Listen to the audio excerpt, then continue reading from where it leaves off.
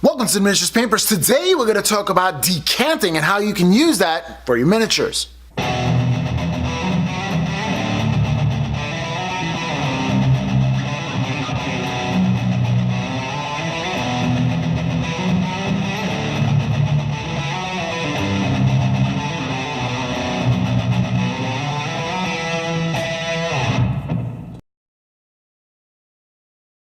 Welcome back. Okay, so today we're going to talk a little bit about decanting. Now, decanting is something that I've done an experiment with. I've seen it in a lot of different things. You're going to need some material here, scissors, a bendy straw, some poster tack, and a container to put the expelled paint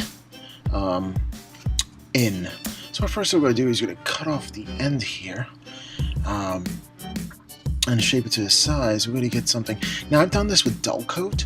I've also done this with silver paint and gold paint from Rust-Oleum, and you know, they worked out pretty well. And what you're going to try to do is kind of like every time you spray with a spray can, the one big problem with the spray can is that you don't have control of the volume of paint that's coming out, really.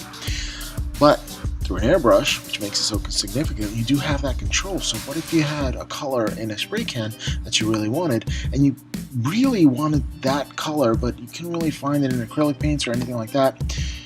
This is one way to do it, and this is the way it's been.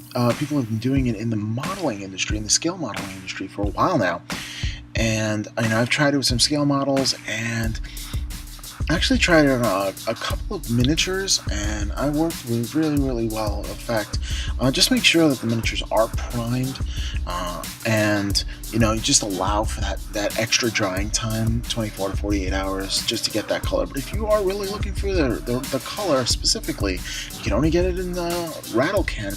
You can decant it. Now, I would place it into a bottle which has a cap on it, because this way, you know, months later when you want to use it, it's still there. But that's just my advice. Now, all you have to do is some poster tack. You see that? I made a little snake sausage. I put it around, and there you go. You pretty much have a lever there, and you make sure you shake that up. As an example, I'm going to throw some dull coat into this little container right here, and just spray it. And if you watch, it just literally just funnels out, just like that. You see that? Very easy to do. It does stink and will stink up your house, so make sure that you're in a very well ventilated area when doing this, and to wear some protective, you know, gear for your mouth, so you're and your nose, so you're not inhaling all these fumes. Now here goes an entire bottle of dull coat that I actually put into this glass container. It's actually a Tester's Airbrush thinner kit, and there you go. You have the control with the airbrush, and just what you have to do is put some in there. Now, some people ask me how to dilute it. I dilute it with some rubbing alcohol, but they have some thinners as well from Testers that you can use. Now, if you have something flat like this and you kind of want to do it to the airbrush, now you have a solution in order to paint it. Well, I hope y'all like it, man, and I hope you use it, girl. All right, peace. See you on the outro. And that's all there is to it.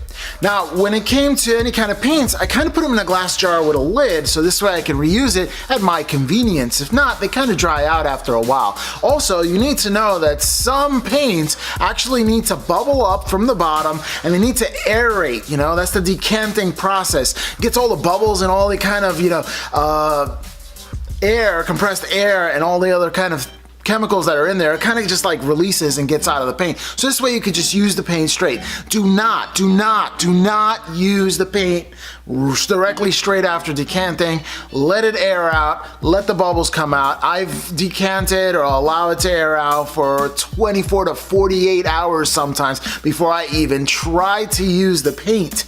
So be careful with that. But aside from that, this may be, if you want a color that you have in a can, but you do want the control of an airbrush, you can have best of both worlds there. Now, decanting is something that is not new to a lot of scale modelists. In fact, they've been using it for years and years and years, but I've never seen anyone use it in the miniature hobby, and I kind of want to bring it to your guys' attention as well. So you see, what I do is I take the experience I have from scale modeling and other kind of modeling, and even some of the railroad stuff, and I want to apply it to the miniature process and vice versa, like learning all different types of things from modeling in different areas, and then sharing it with you guys. I mean, it's something I love doing. Well, if you liked this video and you found it helpful, like, share, and subscribe, and I'll catch you next time on the miniatures paintbrush.